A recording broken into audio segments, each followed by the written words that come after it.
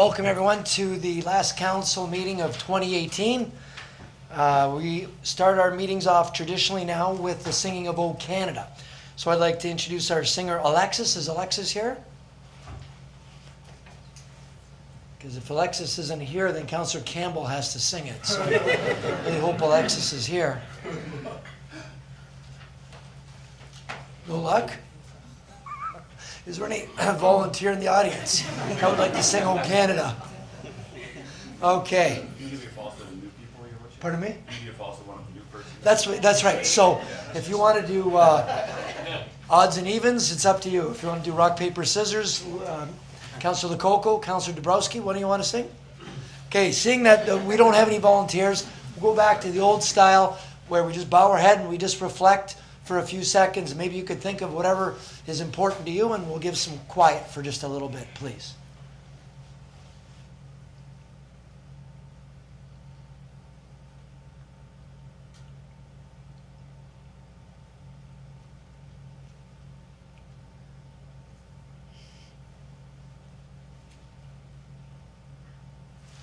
All right, thank you very much.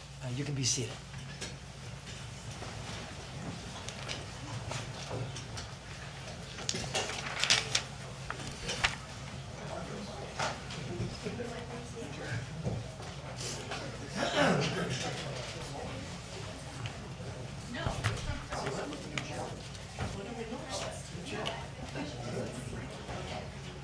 Like that?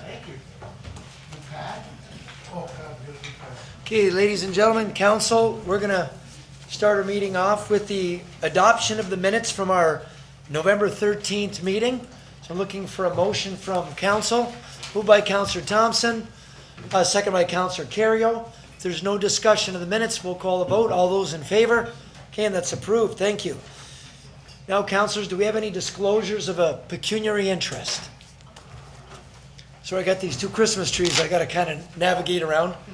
Okay, seeing none, we'll move along to everybody's favorite part of the meeting. This is the mayor's reports and announcements. Okay, I'll do this, then I'll do that. Okay. Yeah, so we're already at your favorite part of the meeting, Councillor. So starting off, and I have brief announcements for today. Starting off with obituaries. Margaret Vanderberg, stepsister of former City Councillor Norm Puttick, passed away. Robert Barnes, better known as Barney, retired city employee, known by many, passed away. Elaine Derbyshire, the mother to firefighter Jason Hudson, and Teresa Wilson, the wife of Al Wilson of our transportation department, passed away. So on behalf of council and the residents, we pass along our condolences to these folks and to their families. On to council representation. I'd like to thank Councillor Campbell for representing the city and myself at the grand opening of Illy Bistro at Camiso's, doing greetings at the Ontario Association of Fire Chiefs annual general meeting, the early on art exhibit, the 2018 firefighter recruit graduation. To Councillor Peter Angelo for representing the city at the Santa Claus Parade. And I understand you're also joined by Councillor Campbell and Strange as well. And also, and Councillor Dabrowski and Lococo, thank you for all of you being there, and also representing the city at the Mayor's Newcomer of the Year Award presentation. And to Councillor Strange for representing the city at the Latvia 100 Illumination event, the Opry Niagara Annual Toy for Tots, the greetings at Zonta kickoff of 16 Days of Activism, the grand opening of Color Me Crazy Hair Salon, and the grand opening of Evermine Boutique. Councillor Thompson representing the city at the greetings at the closing ceremony for the Cascades of Fire, and to Councillor Dabrowski representing the city at the second annual Niagara Social Awards. Congratulations to our new council of 2019-2022. Last night, council was sworn in for the new term that'll go the next 4 years. I'd like to congratulate all of council on the inauguration last night. Specifically, I'd like to thank our acting city clerk, Bill Matson, who did a terrific job. It was very efficient, well run, and most importantly, it was short. I know everybody appreciated a nice short ceremony. It was a little warm. And lastly, and of course, importantly, I'd like to thank our new councillors, Councillor Dabrowski and Councillor Lococo, for your first inaugural, and I'm sure there'll be many more for you as well. So thank you to all. And I'd like to wish everybody that celebrates the different seasonal greetings, whether it be Hanukkah or Christmas, I'd like to wish everybody happy Merry Christmas and happy whatever it is that you celebrate, and wishing everybody a happy new year and great excitement, and as we all anticipate great things that come in 2019. Our next council meeting, if it's approved tonight, will be Tuesday, January the 15th, and we'll see everybody back here at that time, as I say, provided it's approved tonight by City Council. And now, just before we move on, we do have an item on the agenda that we're gonna, if I can find it here, give me half a second. 8.1. Which one is it? 8.1. Thank you. 8.1, passed right by it. 8.1, PBD 2018-76, which is review of the Provincial Cannabis Licensing Act and the 2018 in Ontario Regulation 46 8.18. So we're looking for a direction from the council before we waste anybody's time here tonight. Councillor Thompson? Yes, we've had a great deal of discussion on this issue over the past many months. There is direction from the province that they are totally in control of everything, and there's a deadline of January 22nd where we have to opt in or opt out, and we've decided to defer this till our January 15th meeting with an open public debate and discussion from the public regarding this matter. And in the meantime, I think we have to send a message, and I'm hoping the staff can really put something meaningful together to the provincial government, indicating municipalities cannot be ignored. They have to have control of this issue, right from the location, the number of stores, and all aspects of it. And if that doesn't happen, then obviously we have a direction which we can go to prevent.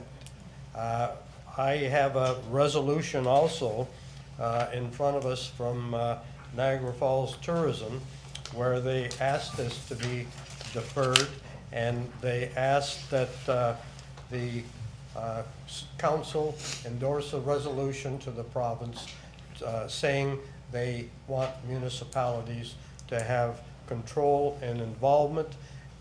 They are very concerned about this being a family-oriented destination, and they don't want to change that image to visitors coming here. Very important aspect. So I would make that motion. Second. Okay, we've got a motion by Councillor Thompson, second by Councillor Ioannoni, that we defer making a decision on the cannabis report until the meeting, our first meeting in January, which will be Tuesday, January the 15th, which gives us enough time to opt in or opt out. It gives our staff enough time to do research with other municipalities, also with AMO, Association of Municipalities of Ontario, and the lobbying and research that they're doing.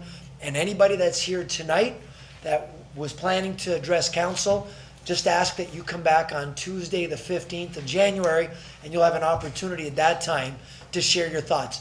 That doesn't preclude you from sending us emails in the meantime or reaching out to any of the councilors, but no decisions are going to be made. Is everybody clear on the motion? We're going to call that vote. All those in favor? Okay, and that's unanimous. So as I said, anyone that was here for that issue, we welcome you to return back on Tuesday, January the 15th. Yes, yes, Councillor Kerry. So this is a different issue. Also, the town of Markham had passed a bylaw restricting consumption of cannabis to private residences. Could we have the staff prepared to talk about that part of this as well? So it's different than what we talk about on whether we want a license or not. It's a bit of a different issue, but we should be prepared to deal with that same thing at the same meeting. Sure. So do we need a motion Did you want for a that? separate, yeah, why don't you do that, though? We'll ask that to be part of. Well, I just make a motion that staff's prepared to talk about that part of it and make a recommendation to us on whether or not you can smoke it on the streets. Markham passed a bylaw that said you cannot smoke marijuana on the streets. Okay, So so we can we got a talk motion about by Counselor Carrio, second by Counselor Strange, that we ask staff to report on the Markham report as well. Yes, Counselor? On that note, maybe when they bring back information on the Markham report, they can maybe find out if Markham priced out what enforcement will cost them Yeah. to uphold that.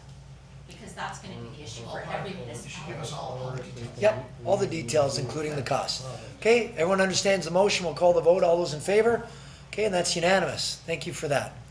So we'll go back to our regular agenda, and we'll go to item 6.1, the Chippewa Dock Committee. And I understand we have Dan Tibbs here. He's going to address council.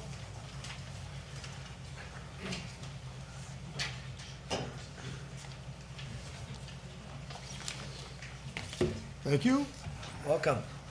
And the reason why we're here today is every year we have our polar bear dip down in the Nesbit Park.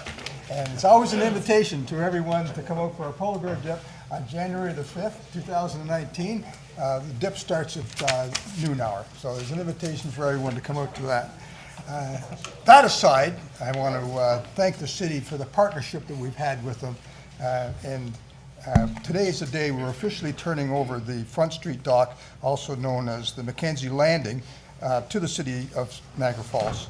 We want to start by thanking the city and all the council members for the work and partnership that they've put into it and helping us in putting this all together. We started out as a small group, we became incorporated, and the city took us on as partners, and we've been very successful in doing some great things down in Chippewa. And we'll go into some other things we plan on doing, but I just want to go on with, we're very pleased with the monies and things we received from the city, and we're letting you know at this time that the outstanding debts that we had for repairs to the dock are completed, and the dock is now free and clear of any encumbrances. Front Street Dock is also clear of any contractual obligations from our funding contributors at this time, because the 5 years that we're required to hold the docks is over, and we can turn the dock over to the city. Today, December the 11th, is we officially pass the ownership of the Mackenzie Landing Front Street Dock to the city of Niagara Falls. The committee thanks the city for the, or committee thanks the city for their partnership in accomplishing the building and maintaining of the docks. And we're looking forward to some more things that we have planned.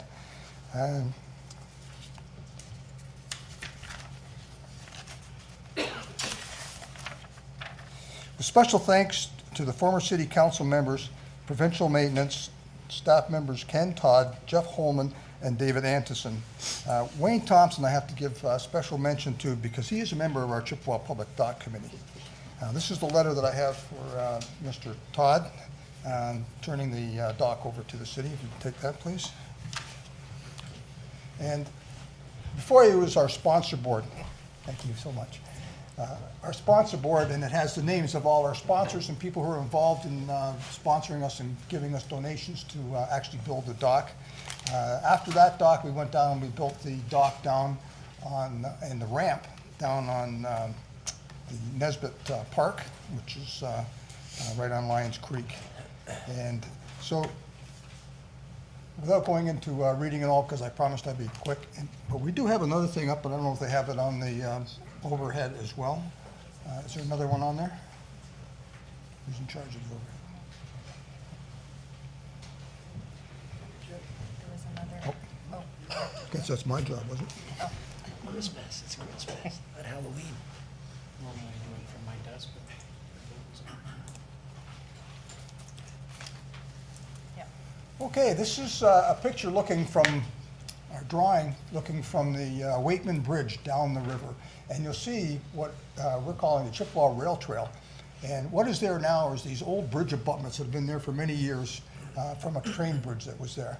We look down that waterway and we see a beautiful sight, beautiful scenery, and those old abutments are just a tooth decay on our smile. And we'd like to change that and make it into a rail trail. We're going to be hopefully getting together with the city as partners on this. And not to go into too much detail, but we'd need the Niagara Parks Commission, which they seem to be on board as well. And we'd like to do a whole walkway all along that area. So just something to bring to your attention at this time. I don't want to go into too much detail because I said it'd be quick. And I'll just leave these behind. Well, maybe you can just pass them around. You know, Dan, another partner you'll want too is the region, the Greater Niagara Circle Trek that they're building, goes right around the region, and now they're coming down the canal, and they had spoken to us about coming down into the Welland River as well. So they've got some funding that can help you with what you're trying to do. Fantastic. Yeah. So we'll be going to Trillium and hopefully the casino and other people that have sponsored us in the past. And we are a group that delivers. So I just want to thank everyone again, from our other members that came out here with me today. And thank the city council and all the people that helped us in putting this all together. Well, you know, before you run away, Dan, so council, first, we're looking to receive this report, and then let's deal with 6.2 right afterward.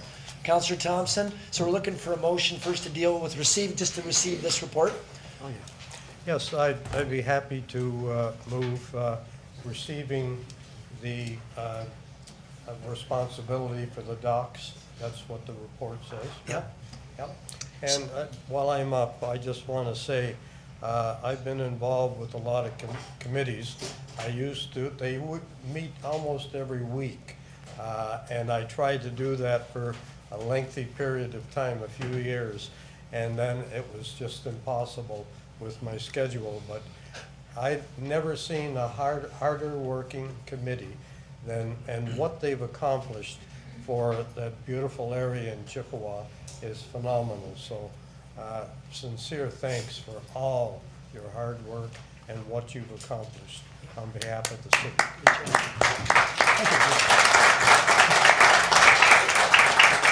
So to start off, we've got a motion by Councillor Thompson, second by Councillor Ioannoni, that we receive your presentation and your report. Call the vote. All those in favor? Okay, that's unanimous. And then item 6.2, the Chippewa Public Boat Dock Association, we have a recommendation that the city staff be authorized to prepare and execute the necessary documents to facilitate the termination of the existing sublease with your group, and we would assume the ownership of the Chippewa Public Boat Dock. Moved by Councillor Thompson, seconded by Councillor Pietrangelo. If there's no discussion of that, we'll call the vote. All those in favor? And that's approved unanimously. So thank you for all your hard work. Glad to work together with you in the future on it.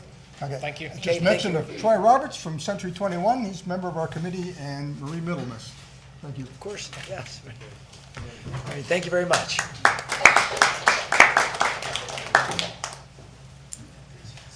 So now we're moving along to item 6.3 on affordable housing. Is Alex going to lead us on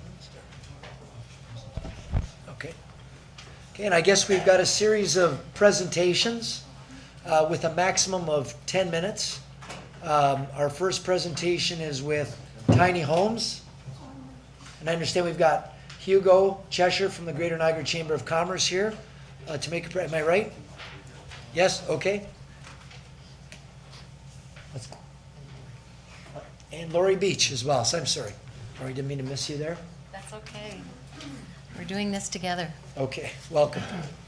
Thank you. And it's not so much a presentation on tiny homes, but tiny homes is a potential solution. But first I want to say good evening and congratulations on the new council and Mr. Mayor and council. And I wanted to thank Lori Lococo, Councillor Lococo, for hitting the ground running and putting affordable housing on the agenda right away. And so I will be presenting tonight with Hugo Cheshire from the Greater Niagara Chamber of Commerce. And I am the Executive Director at Bethlehem Housing and Support Services, and I'm also the Chair of the Innovative Affordable Housing Task Force Committee of the Niagara Region Housing and Homeless Action Plan, A Home for All. And I'm here to present information on behalf of the Niagara Homelessness Services System and the clients we serve, and all the economically challenged families seeking affordable housing solutions. As you may be aware, we at Bethlehem have just gone through a very long and challenging process to get an affordable housing development project off the ground in partnership with a private sector developer, Pantera Group, and First Ontario in St. Catharines. And so I would like to begin I'm sorry, do we do this? Change this? Oh. There we go. I'd like to begin by congratulating the Niagara Falls City Council on initiating their efforts with the City of Niagara Falls boarding house study on single occupancy dwellings and passing the report to move forward on controlling and regulating boarding house issues or boarding houses within the city, and also as well as the Out of the Cold program for winter 2018-19 led by Project Share. So we want to congratulate you on these efforts. And our proposal today is, by extension, made in the same spirit to encourage change in municipal regulations that will promote future development opportunities for a variety of affordable housing options. We're here today to strongly encourage the Niagara Falls City Council to agree to a permanent long-term commitment that will address the housing problems and issues the community is facing. And in doing so, we ask that you agree to and promote affordable housing as a municipal priority in Niagara Falls, and develop an affordable housing policy framework through a housing strategic action plan for Niagara Falls. Federal and provincial policies are shifting, as are the local markets, and municipalities will have to adjust accordingly. Through the National Housing Strategy, housing as a human right will be legislated, and the municipal government has a role to play in realizing this right for all members of its community. By developing a community housing strategy, you will be proactive in aligning with the provincial and federal policy statements, as well as your sister municipalities, the Niagara Region Housing and Homelessness Action Plan, and the Niagara Region Official Plan.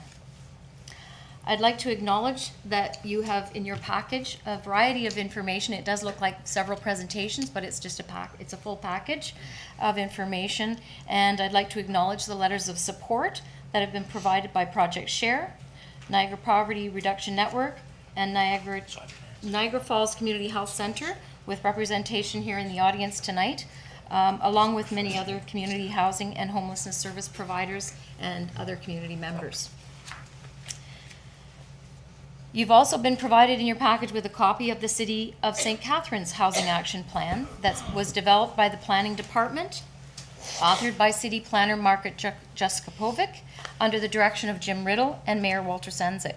And I know that Margaret has presented the plan to other municipalities throughout the region, and we'd be more than happy to meet and share the plan with you, as well as possible as also to provide information about the process that they went through. So to begin our presentation, I'd like to ask Hugo Cheshire to share a message on behalf of the Greater Niagara Chamber of Commerce, members of the business community.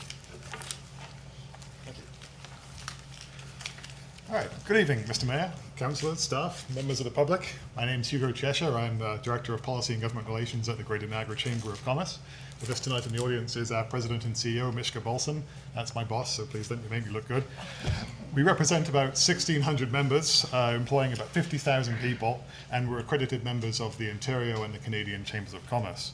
Our vision is to see the region at its social and economic best. And we've chosen this because we realize that these two things are interlinked. We cannot be at our social best without economic prosperity, but we cannot be at our economic best with poverty holding us back. The Niagara Community Observatory estimates that the cost of poverty in Niagara is $1.38 billion per year. This is a 6-year-old study. It was conservative even then. The problem has only grown since then. This is a cost that is being taken directly away from our economic development in Niagara. With the right policy tools, we could not only slash that cost, but we could turn many of the people affected into active drivers of economic prosperity and growth. It is for this reason that we included a poverty reduction plank in our 2018 municipal election platform. We consulted with organizations on our non-profit council, such as Bethlehem Housing, which we're here today, and the Niagara Poverty Reduction Network formally endorsed their poverty reduction plan. In that plan, we made a call for Niagara's elected officials to make a plan that assures safe, affordable housing to Niagara residents, and we're here today to echo that call. The number one issue facing Ontario's businesses today is access to talent. Businesses are having enormous difficulties finding and retaining the right people. Most businesses surveyed say that they have had serious difficulties filling positions. To help our businesses grow, we need people. We need young graduates, we need skilled workers, we need to retain the talented people that Brock University and Niagara College are training, but we can't do any of this if we can't offer them a place to live. And if we do succeed, we risk becoming victims of our own success. Higher wages mean higher rents and house prices, meaning local people will be unable to find homes and local businesses unable to find help. We've already seen this story play out in tech hubs across North America, and with house prices rising in Niagara, we're starting to see that play out here. We must anticipate this problem and deal with it now. For the business community in Niagara to truly thrive, we need a commitment to affordable housing in Niagara.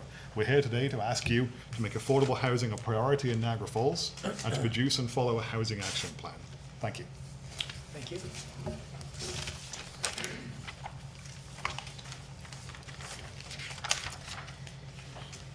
So it is indeed a pleasure to be able to be here tonight with the Greater Niagara Chamber of Commerce. It's unusual for a social service agency to be participating and presenting with the business community, and we really appreciate it.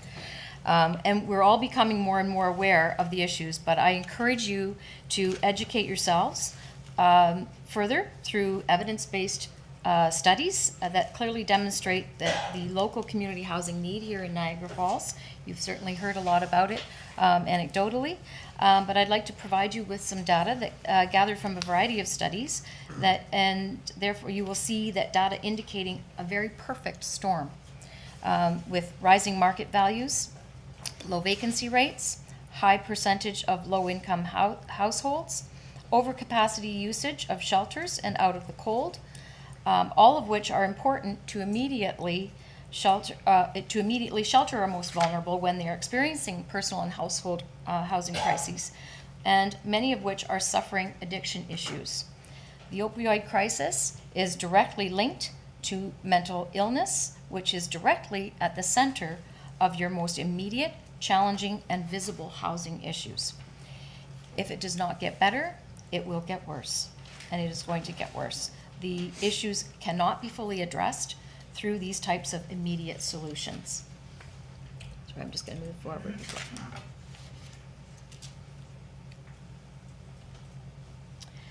This is 2016 census data for 3 decile ranges of low-income households in Niagara Falls. And you can be certain that the situation in 2018 is not any better. In 2016, it shows that you had 13,125 households in the lower income range. Of particular interest is the significant proportion of low-income households that are single persons, and that's about 55%. 23% are households with children, most of which are single-parent families. These households are also typically renter households. And this data indicates that 35% of your households are renters. 73% are one-person households. 17% of renter households have children, and most alarmingly, almost all of your renter households, 85%, are in a state of core housing need, which means they are living in precarious housing and or paying more than 30% of their household income on their housing costs. This is the most current 2018 CMHC rental market data that just came out in November, and it indicates extremely low vacancy rates and the increasing cost of the average market rent. In the case of single-person households, the vacancy rate is 0%. You have only about 1,000 units available, and from the previous slide, you can see that you have 2,600 households in that category alone. The number of units available in the related renter household categories obviously do not align and demonstrate a crisis level gap. This is information from the homeless point in time data count. In March 2018, a point in time count was completed, and these are those who have identified as homeless. 625 were counted as homeless throughout the Niagara region, and 40% were children and youth. Specifically in Niagara Falls, 108 were counted as homeless with 23 children. 78% were on social assistance. Most indicated that they have some type of health issue. Most indicated a high multiple use of community services, such as ER visits, hospitalization, police interactions, and justice system. Through another source of data collected through the homeless services system, it validates that there is little to no change in income levels, decline in vacancy rates, increase in rental costs, shelter average occupancy has increased, length of stays increased from 11 days in 2016 to 19 days in 2018. And your shelter usage is up and over 100%, which is, it's landing at 117% right now. So, we cannot entertain innovative solutions such as tiny homes that was mentioned off the top, or secondary suites, container housing, or even purpose-built multi-affordable rental dwellings without policies related to solutions such as these. All levels of government have a role to play in the provision of affordable housing solutions and to implement a comprehensive review of policy tools and a housing action plan. You need a champion to lead a collaborative approach and with political will. And that would be you, Mr. Mayor, along with your new team of councillors and your very capable staff of planners and policy developers. A Made in Niagara Falls housing strategy will provide council and staff with a tool that establishes affordable housing priorities, options, and guidelines. The options can influence and direct amendments to your official plan, zoning bylaws, community improvement plan, and overall policy direction to set the stage for innovative, affordable housing developments and solutions. It will educate council on the complex issues, policies, and possible solutions for housing, and it will clearly identify the roles each tier of government will play. Also, a plan will help to educate your local community of the role municipalities play in the housing issue and identifies what you have the power to do to create housing solutions, such as municipal government does not provide community services related to housing, administer shelter services, nor are they a housing provider. But municipalities can ensure the city has available good planning tools, policies and bylaws that are implemented for the provision of affordable housing. Municipalities can advocate for the provision of such tools and therefore funding for the development of housing solutions. For example, in order to access money that is available through National Housing Strategy and CMHC, applicants such as nonprofit housing organizations and private sector developers must demonstrate a partnership with their municipalities, contributing in the form of incentives and investments that reduce capital construction costs, such as development fees, land or tax grants, all of which, in order to be offered and in order for us to access that money, we have to have those available through our policy and planning. So again, what we're asking is for you to agree and promote affordable housing as a municipal capital or a municipal priority in the city of Niagara Falls. And please set up affordable housing policy framework by establishing a housing action plan for Niagara Falls that will lead to policy, bylaw, zoning amendments, and set the stage to review alternative affordable solutions, such as the others that I've mentioned, tiny homes and secondary suites and other opportunities. So on behalf of Hugo and the Greater Niagara Chamber of Commerce, myself and all the compassionate supporters in the audience, and all the services in the Niagara region, we thank you for the opportunity to bring a socioeconomic perspective to your housing issues and for your consideration to making affordable housing a priority in Niagara Falls. And thank you again, Councillor Lococo. Thank you, Ms. Beach and Mr. Cheshire. Just before, first off, do any councillors have any questions for our presenters today? Are there any questions about the presentation or anything that was on the agenda today? Okay, seeing none. And the other thing I should point out is in January, council, we're going to be dealing with all of our priorities through a staff report. And we're going to be having to decide, because obviously everything can't be a priority, then that means nothing's a priority. So you have to put them in order of priority to this council. And we'll hopefully be dealing with them all at one time. Now, I know I've got speakers list. I've got Councillor Campbell. I've got Councillor Lococo. Is there any others that I've missed? Sorry. Okay, so Councillor Campbell. Well, I'd like to make a motion that we move this forward to our meeting in January. And personally, I think it should be high on our priority list. and I would like to have that move forward. Okay, so are you putting that, are you making a motion, Counselor? So there's a motion by Counselor Campbell that we refer this to the priority presentation staff report that we're gonna have in January.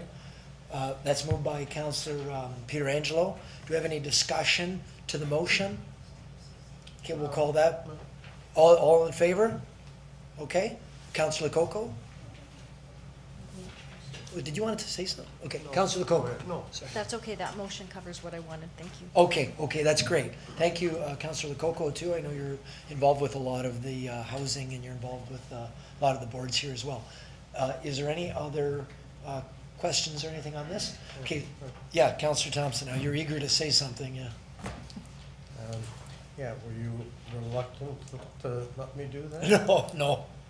Anyway, do you have a feel of where's the real problem in this region? We made a motion a few months ago that homeless, and it's been talked around the table here so much in the last little while, because it is a serious problem, particularly in Niagara Falls. And I'm wondering if you have any idea how much worse it is here than other municipalities? I think you will find that this is an issue not only across the region, but yes, here in Niagara Falls, because your vacancy rates are down to zero. It's an issue in every municipality, in every community across the country. Well, I think we have a different problem here. We have, I had a meeting as chairman of the Niagara Falls Tourism 6-8 weeks ago with the police, the regional, social service people, Project Share, some other people who are concerned about this. And at that particular time, we were talking about trying to come up with solutions, because there are people sleeping in front of the casino, in front of the hotels overnight, and a pretty serious and unpleasant situation. And I said, you know, part of our problem is the Airbnbs, where people from out of town have come in and bought up all of the houses for sale, and they're being used as Airbnbs. And I said to the people there, I said, I understand there's about 500 of them out there. And somebody yelled at me from the back of the room, where do you get your statistics? And I said, well, I said, I was told that. And said, go online. There's more than 2,000 in the city of Niagara Falls, which escalates the cost of rent, eliminates the rental opportunities, and the cost of housing. And the other problem we have is out on Lundy's Lane, where we have all of these 1950 and 60 motels, and they're not busy in the wintertime, so they're all being rent out. People from, not from Niagara Falls, from all over. Somebody told me the other day that one of the persons said that they were in Toronto and they got taxi fare and sent to Niagara Falls to a motel, because that's where they could live cheaper than they could in Toronto. We have an extremely serious problem here, and we have to, not Niagara Falls, the entire region, the province, and the federal government, everybody has to address this problem. It's extremely serious, particularly here. Yes. Thank you for your presentation. Thank you. And we all have to work together. Yes, absolutely. And what I presented to you tonight is a little bit of the evidence-based studies, and there are many, but it doesn't always tell the real picture. And that's the visible picture that you see. But many of the things that you've mentioned are, again, a part of that perfect storm, and all factors that contribute and exacerbate the issue. So yes, again, our ask here is that we really focus on it as a priority, And it, again, it's central to many other issues and social issues that you're having. Okay, I've also got Councillor Carey. Just a quick one. I like what you said about opportunities, creating opportunities. I like to have it looked at as an opportunity versus an obligation. For sure. Because if we're also talking about a shift in obligation from certain levels of government to shift it to our level of government, I don't think that we should be letting them get away with that either. There should be an equal push on the people who have the responsibility for providing housing to continue to provide the fund to help us provide housing. So if you need help there, you should be coming to us and then asking us for our help to hold their feet to the fire, not to just take the obligation and shift it from their level of government to our level of government. I'd love to make it a priority if we can make it an opportunity versus an obligation. And the strategies are there at the provincial level and the national level, but again, we have to align here, and that's what our. And I see that emphasis the today. provincial government has already done one thing, I think, to help. Their rent controls have been a huge deterrent for people building apartments. And no one wants to put a business together and then have someone else tell them how they can run it. Just because there happens to be 1,000 people living in it versus one person owning it. But I think that you might see a bit of help since the government has now proposed elimination of rent controls. We'll see more rental units in all different levels, which creates opportunities for people in different classifications as well. Yes, and I think what you'll see is that we at Bethlehem have partners in the private sector that are committed and willing to step up to the plate. And I know Councillor Lococo has been in touch with others, and there are many who really will make the commitment, but they do need that extra help to be able to keep that capital cost down and keep those incentives available to them as tools, and then we can afford the ongoing operating side. Because if the government really wants to help, Yes. they can help by helping the people to pay the rent, rather than telling That's an the- apartment that's owner right, that's that right. he can only charge enough money that he can hardly pay his bill. So they have to come to the table as well. Absolutely. And unfortunately, I only had 10, or I think I maybe have done 10, 12 minutes, but, We'll pick it up in the next. all right. Affordable housing and the housing issue is extremely complex, and there's so much to it, and there are so many pieces that I could have talked about, but again, we just touched on the surface today of what you have the power to do. Thank you. I've got Councillor Peter Angelo. Thanks, Your Worship, and I just wanted to thank both Laurie and Hugo for coming down here tonight and for making the presentation. And I wanted to mention as well that at the beginning of your presentation, you talked about a couple policy changes that the City of Niagara Falls was looking at. One would be the boarding room house policy change, Yes. and the other would be the fact that we now have an overnight shelter coming to Niagara Falls. I wanted to mention as well that another important one that was missed was the fact that we did make a policy change in regards to secondary units that are now allowed in single, semi, or townhouse dwellings, and also in accessory buildings. So I just wanted to say, Your Worship, that I look forward to the discussion when it comes back from staff. And I mean, we are listening, we are willing to make changes, and we're responding. Good, and absolutely, and I'm glad to hear that those things have happened in your policy, at policy level. Well, if there's no further questions or comments, I'd like to thank both of you for coming out today. And we'll look forward to revisiting this after the holidays. Thank you. All right, thank you very much. Okay, next up, still under affordable housing, I've got Deb Nansen here to talk about 123 exit.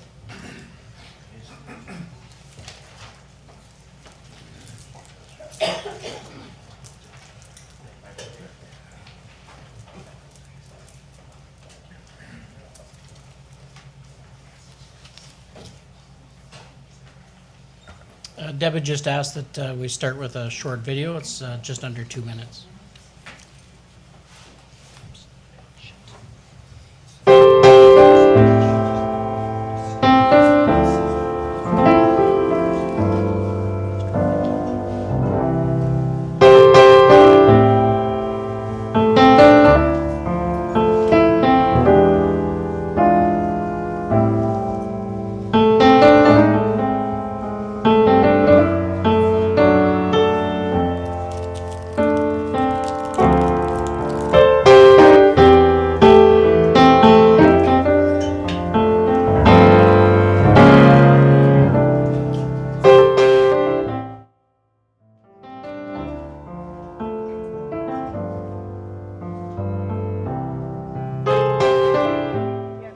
So this is my friend Barry, who lives at number 6 here at the Valleyway. Valleyway Hilton. Valleyway Hilton.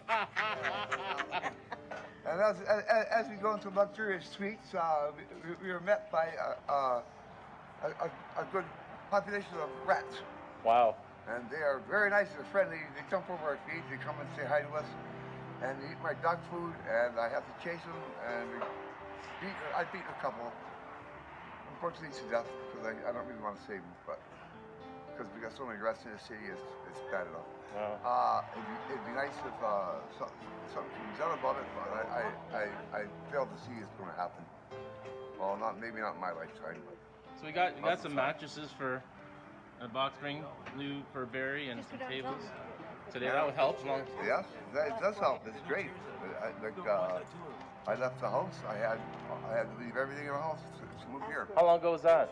At the end of this month, I'll be here. I'll be starting my 3rd year here. 3rd year? Okay. I'll be starting my 3rd year here December 1st. And so how's Deb help? How's Deb help? She's a great, good person, and she takes care of. She does. She does. She does. Yes. We're all better because we have a Deb in our life, right? Yeah. Your Honor.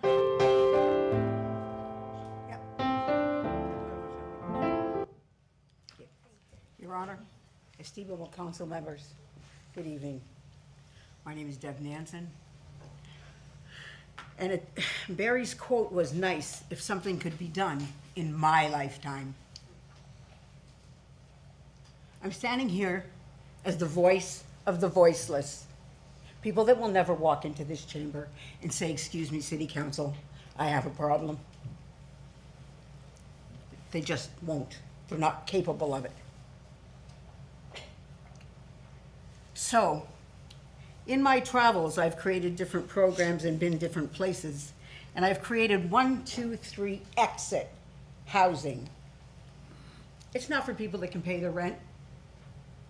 It's not for people that aren't going to pick up syringes off the ground and use them. It's not for people that are going to go grocery shopping. Number 1, life skills. Identify the life skill needed and the trauma.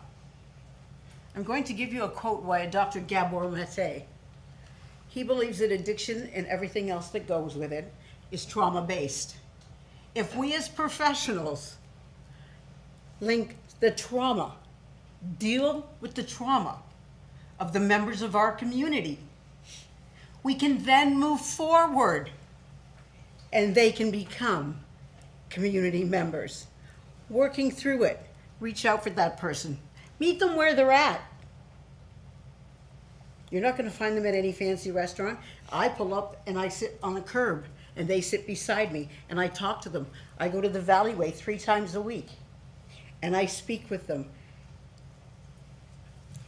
Accessing any skills that can be transferred. Has anybody ever seen a stupid drug addict? They're not. Everything is stuffed so far down they don't know what to do. Negative behaviors that can become positive attributes. Relating the identification, alternative therapy, housekeeping, shopping, bill paying, laundry. Let's teach them. Let's wrap around them. Number 3 is integration back into community. Working with the police, working with the community, having affordable housing, and being able to maintain it. In conjunction with community resources, we can do this. So my request here tonight, I have a team with me. Mr. Peters has bought a campground. 1, 2, 3 exit is the beginning. My request to Your Honor and council members is we are asking to have the Landlord-Tenant Act amended to allow landlords and clients that enroll in 1, 2, 3 exit under our 1, 2, 3 exit code of conduct. They can't live under yours. We have to create something they can live under so they can stand up and suit up and become community members. We need to have that little bit of leeway. And very shortly, this lady here will explain why. 1, 2, 3 exit is to be a standalone program. It has to be. Because if you get to stage 1, and then you get to stage 2, and you make a mistake, you're not evicted. You go back to stage one. So you would have to do something fairly horrific to be evicted, to be kicked out, to be whatever.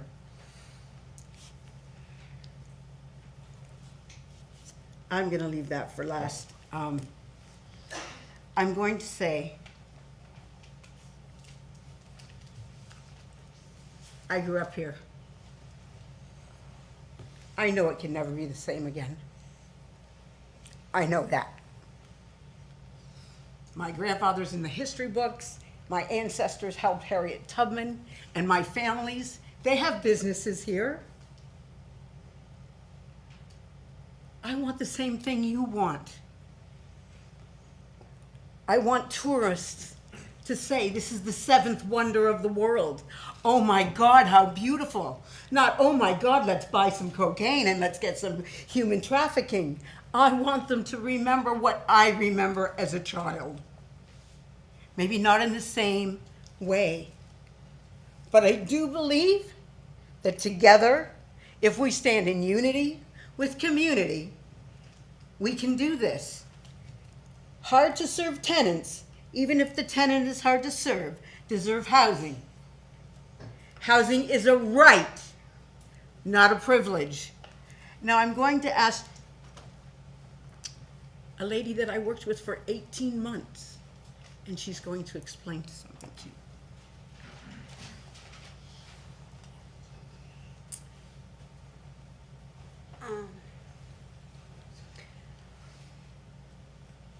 Yeah, I'm a graduate of one of Deb's projects. I was broken. I didn't know how. I had childhood trauma. I didn't realize it. They helped me to identify that childhood trauma and to deal with it and to kind of move on with life. I now live in the community. I'm no longer addicted. And I can trust myself again. I can trust myself. I can trust my choices. I couldn't before I came to Deb. I struggled for a long time with poverty and with addiction in the city. And I left to try to find some help. And I didn't, there's services, yes, but I didn't find it in those services. Deb's program, it had a bend and fold, sort of go with the person set of rules that me and a bunch of other women, while I stayed for 18 months, got to learn ourselves, stand up, suit up, and show up for life. Being here and leaving here, I love the city. It's a beautiful city of tourism, but yeah, there's if we're out there in the dark alleys, it's not that beautiful. And something does need to come. And her program that helped me, I believe, will also help here. And with working with Brian, he's got the properties. Deb has the wraparound program. It helped me there, and I'm very sure that it'll help anybody that wants it. Thank you. Being a property owner, this problem isn't housing people. Make affordable housing is easy. Problem is getting paid once you have it, and that is the biggest problem we have right now. This year I've lost, and I'm not joking, $50,000 to $60,000 in unpaid rent. That's my tax bill. I can't afford that. That is my biggest concern. The other biggest concern is you have people selling drugs out of your units, and you just have to stand there and watch. There's nothing you can do. You call the police, it's not big enough on their scale to bother with. They damage your property, you get to stand and watch. Those are the problems we have. Those are the problems that need to be dealt with programs like Deb's, where you take these people, put them in a secure place, get them away from the drugs, give them a treatment, show them how to shop. As stupid as that sounds, I was working with an organization. They said the tenant has mold in the room. Well, I said, you know, they said, what are you gonna do about it?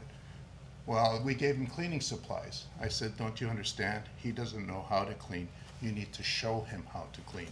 As stupid as that sounds, that's the reality of it. And without any teeth, me as the landlord, why would I? I give up. I throw in a towel. I'll tear down my place. I'll build a high-end condo. I'll deal with people that can pay. And that's what needs to change. I cannot stay in business if I'm losing $50,000, $60,000 a year. It just doesn't work. His Honor, member of council, I really hope from the bottom of my heart, with the utmost respect, that we have given you something to think about.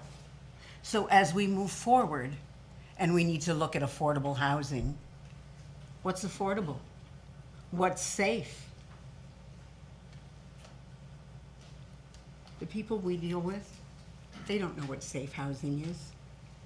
They don't even know what affordable is. If they've got some left in their check after they've done everything, then it's affordable to give it to you. If they don't, then you don't get it. These are the lessons that the hard to serve, that the criminalized must learn. And they can't learn them by locking them up. And they can't learn them by somebody telling them, don't do drugs. You can tell an addict no all day long. It's just not something that's going to compute. You have to show them. You have to show them they can live life without drugs. You have to show them that they matter.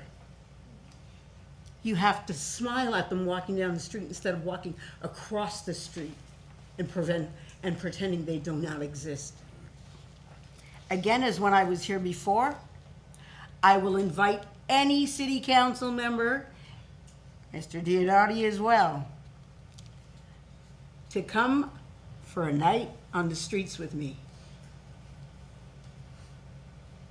so that you can see that that's somebody's child, somebody's mother, somebody's sister, somebody's aunt.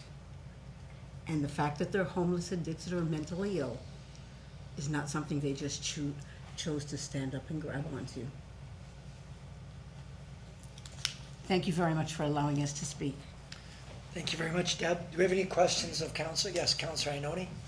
Thank you, Mr. Mayor. At the beginning of her presentation, she asked if we would address the Landlord-Tenant Act. That's not within our purview, is it? But we can send a resolution to MPP Gates and ask him to deal with looking at amending the Landlord-Tenant Act. It's not within our purview.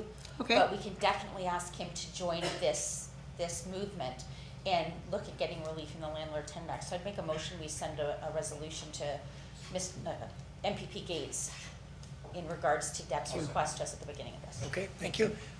Moved by Councillor Ioannoni, second by Councillor Campbell, that we make a resolution to address the Landlord-Tenant Act amendment to our MPP to forward that on to Queen's Park for some attention. And that is within our purview. So if there's no question to the resolution, we'll call the vote. All those in favor? Okay, and that's approved. Thank you. Yes? So in the communications Deb sent us and in the opening of your presentation, and I'm sorry, I forgot your name. You bought a campground. And that's Brian. Brian, I knew that. Bought a campground and you want to do what? You want to build a community? You want... 1, 2, 3, action. It's my dream. Get going. You only got the money. No, we work together, but we have fun together, and that's Brian's wife there. And the thing is, the campground is to house people. So, say for instance, I'm out on bail and I have no place to go. I'm being evicted and I have no place to go. I can go to this campground. My rent, so the way it's going, he's going to build it, whatever, because that's what he does.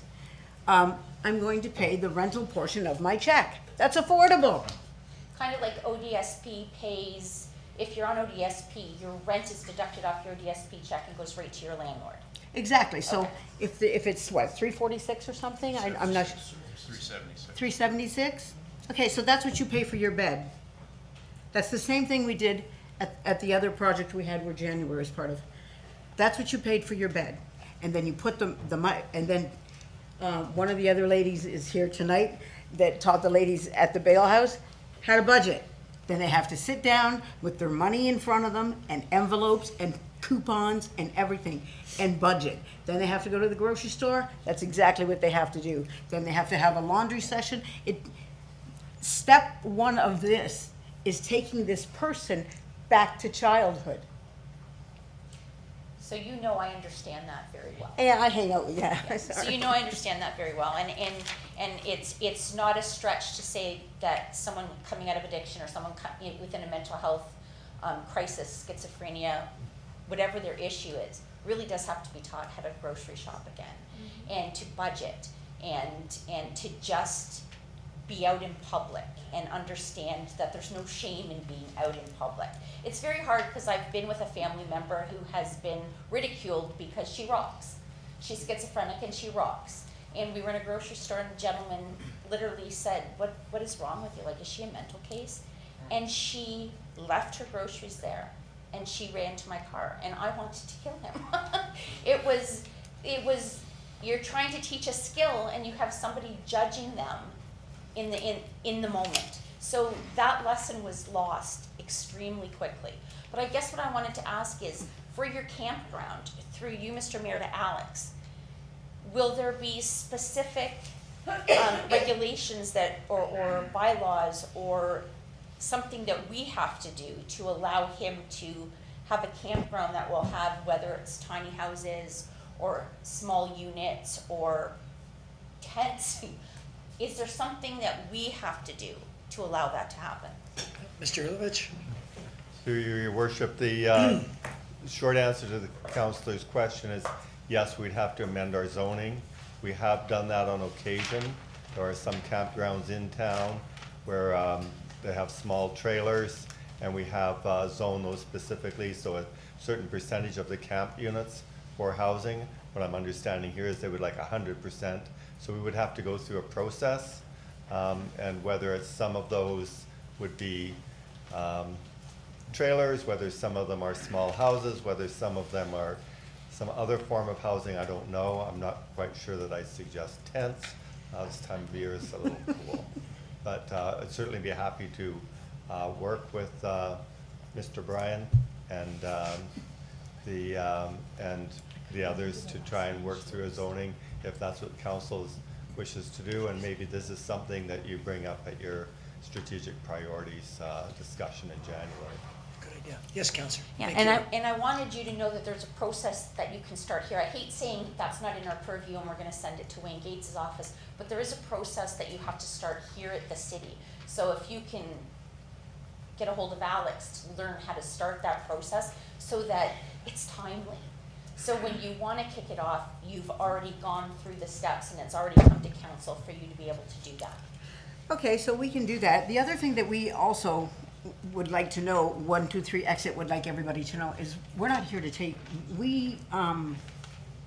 basically I'm gonna say what I said at Casey's and I've said in the courtroom. I don't want to work with the clients that are easy to work with. Don't want to work with them. And it's not that I don't love them, and it's not that I don't believe that they need work. I want to work with the ones that nobody else wants, that nobody else figures are going to make it.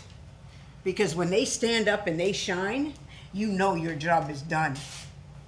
When they stand up and they can walk with dignity and with grace, you know that you've got that trauma and you've allowed that person to grab every opportunity that life has to offer them, and they have turned their lives around. It's not my job, it's their job. Not my work, it's their work. I'm just there to open the door. And the team that I work with, we're just here to open the door. Let's open the door and get some work done. We want the hard to house. So, I am a graduate of Bethlehem Place, and I probably would not be here today if it wasn't for Laura. That's what we want. We want the ones nobody else wants, so that there is no Valleyway Motel, so there is nobody at Lundy's Lane Cemetery. So there is nobody down behind the bridge and in the old police station, and in tractor trailers and wherever else they need to go to sleep or to do drugs or to do whatever they need to do that they feel they need to do in their life at that particular moment in time. That is their choice. Our job is to show them those choices are shaded and they can be changed. And the opportunity is theirs. We're just here to mentor. Again, thank you very much. Deb, I want to say on behalf of council, thank you very much for your leadership on this. You're like our answer to Mother Teresa, it seems, you know.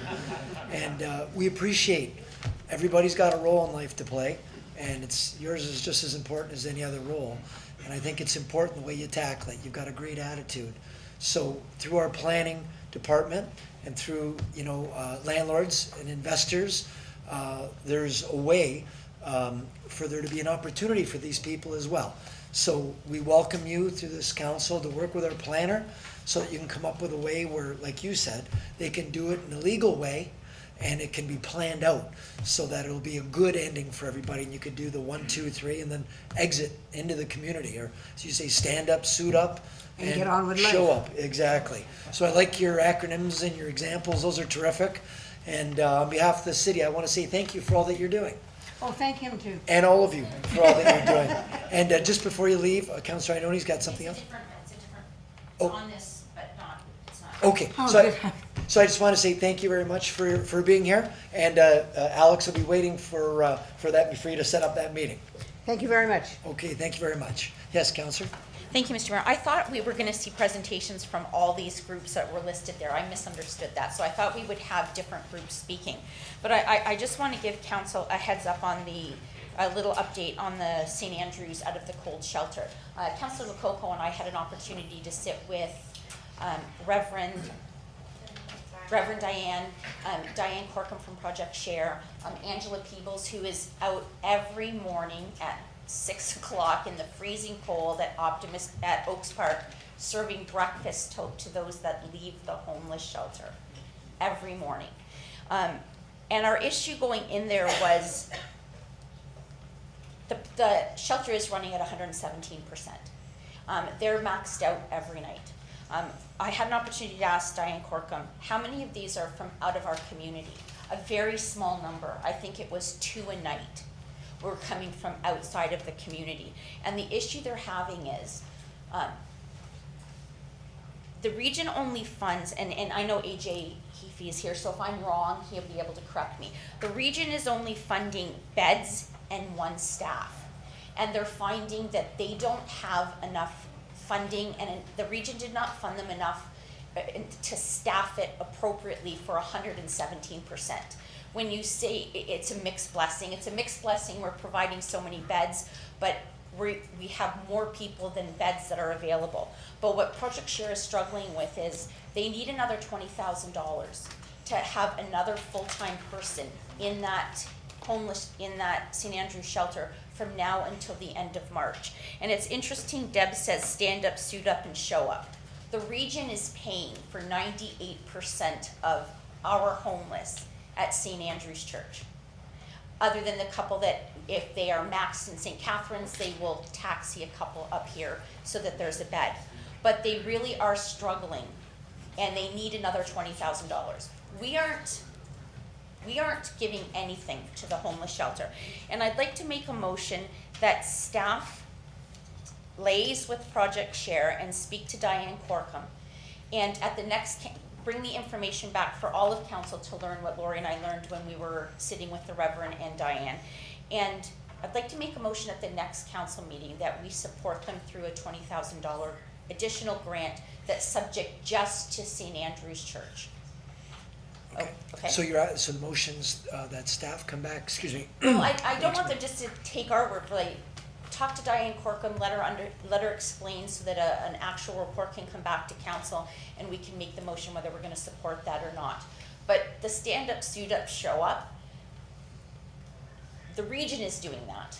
And our part would be helping them with the augmenting the salary for one more staff that is sorely needed every night in that building. Okay, so the motion is to have staff come back with a report, do the At investigation. the next council meeting. Right, the Okay. January 15th meeting. Yeah. Okay? Thank you. Thank you. That's moved by Councillor Peter Angelo. If there's no, I'm sorry? Yeah, moved by, oh, I didn't say that, I'm sorry. Moved by Councillor Inoue, seconded by Councillor Peter Angelo.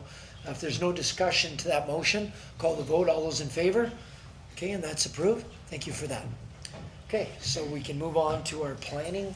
I just make an announcement that that's been deferred.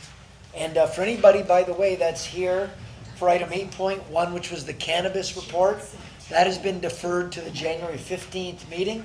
So if you're here to discuss that or to ask questions, the cannabis report will be January the 15th.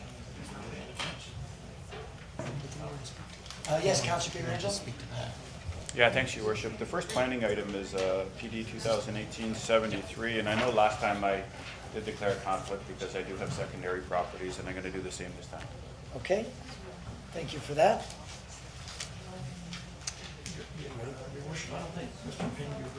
Okay. Mr. Pingu, just to let you know, the issue of the cannabis has been deferred until the next meeting, which will be Tuesday, January the 15th. So we've moved that. We're not going to make any decisions until that meeting. So I just want to let you know, I think you might have been here for that topic. We're not going to be dealing with it tonight.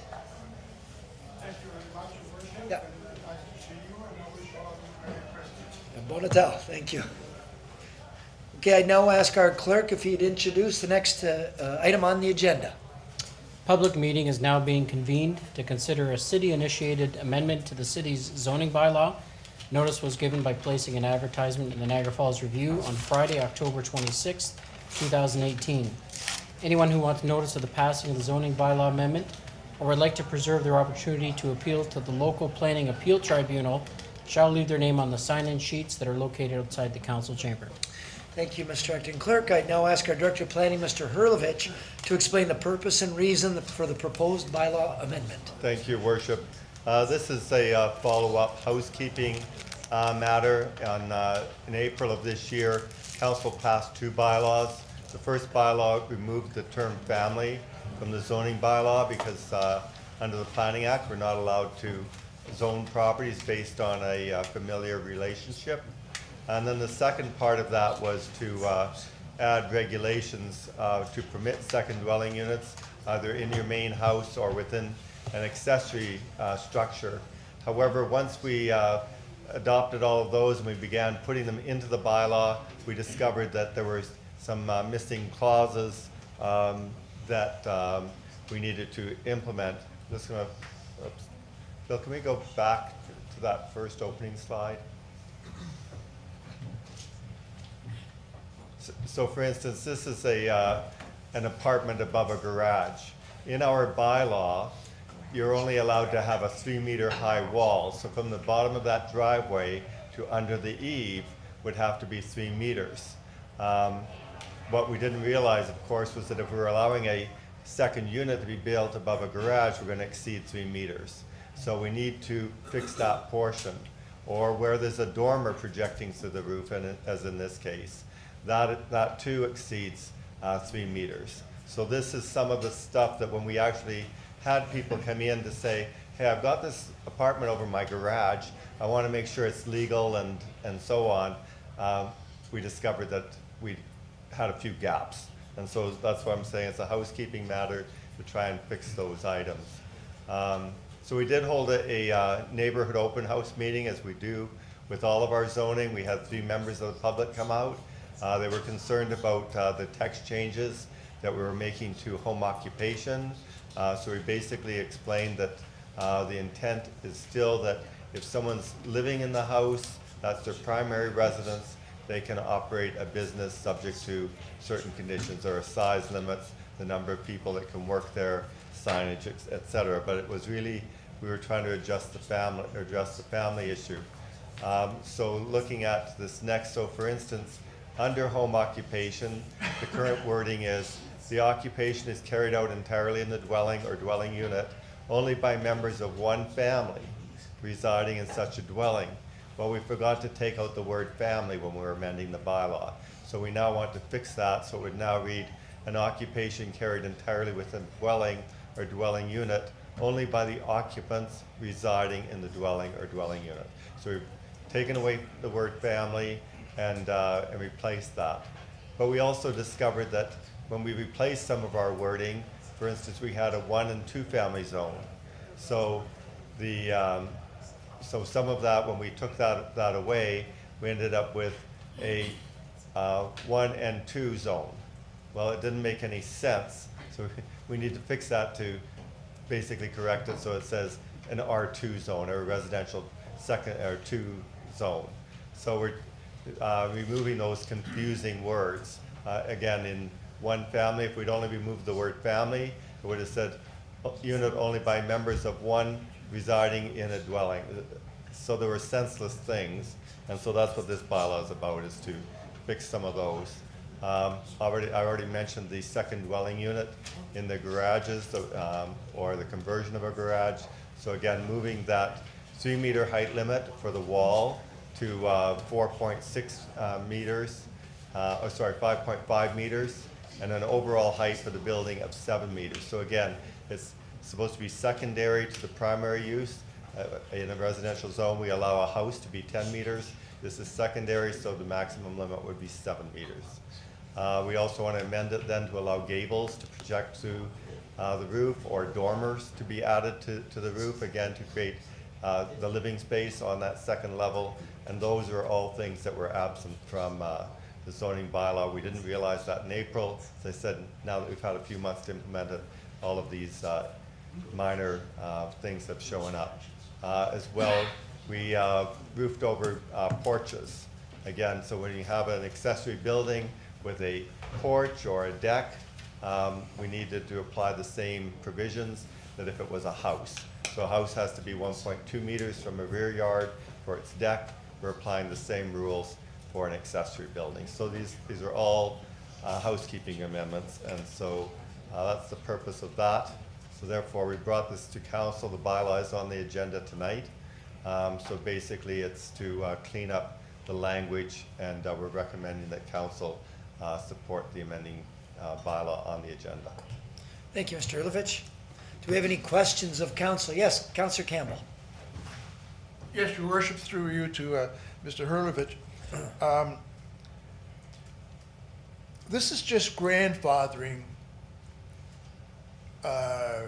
accessory housing that exists today?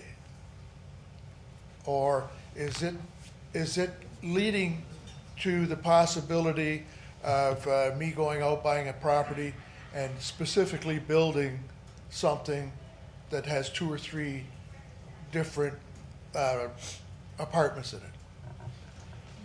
So it doesn't exactly grandfather them. So let's say somebody had a house, there was a basement apartment in there when they bought the house. If there wasn't a building permit, they still have to come in for a building permit to make it legal. So some of them are existing, but they still need a building permit because we need to make sure there are proper fire access out of there. So quite often basement windows are too small to be considered adequate fire access. So it might be something as simple as enlarging a window. In response to the councillor's question about could it be a new build, in our bylaw, yes, it could be. There are some municipalities that have said not in a new build until the building's 5 years old. We don't have that in our bylaw. So you could be designing your dream house, but you have a second unit in there that you're going to rent out so that you can afford your dream house.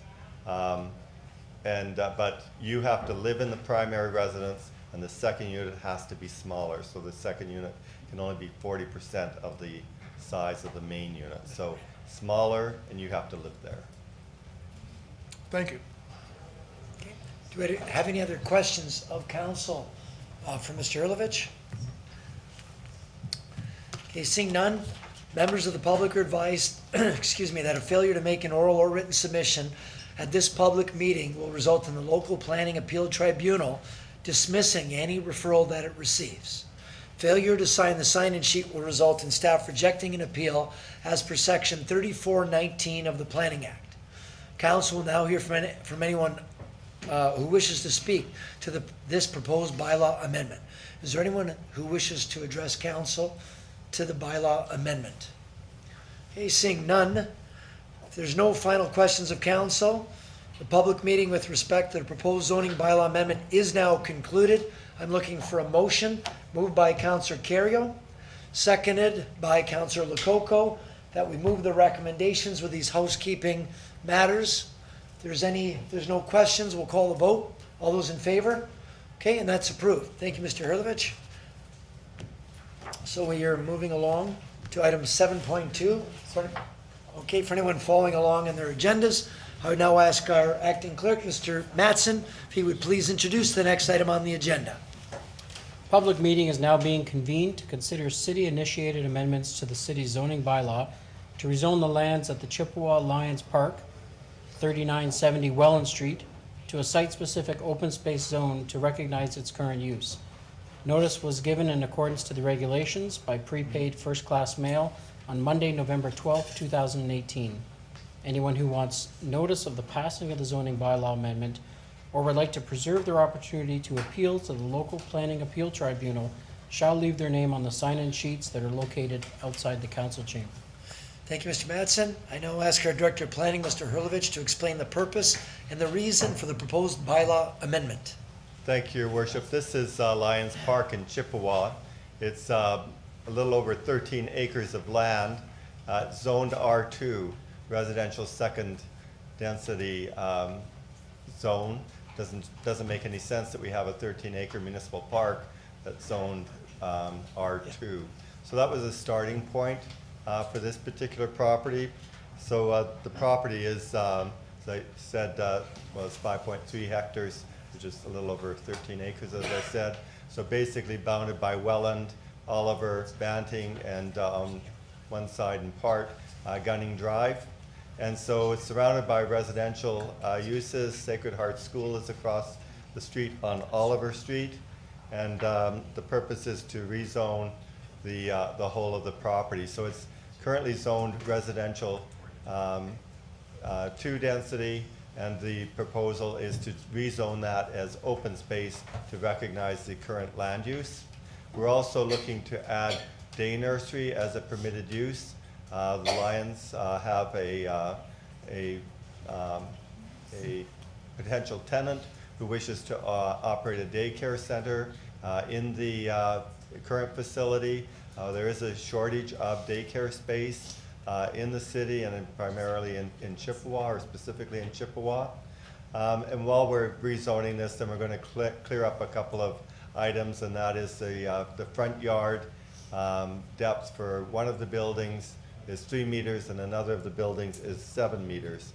So this is basically the corner of Welland and Oliver, and so there are 2 buildings showing up on the far right of the screen is building D. It's set back 7 meters, whereas the bylaw would require 10 meters in an open space zone. And then it's 3 meters for a small accessory building that's labeled building C. And so those are the 2 setbacks. The other buildings comply with all of the setback requirements. And then, as I say, they want to use the current Lions Hall building for the day nursery. So basically operate during the day. The hall would be available in the evenings for community use and various Lions functions as well. So basically it's to, as I say, rezone it open space and then add the day nursery. We did have an open house. There was some concern from residents in the area about traffic and cars that would be coming to drop off or pick up children.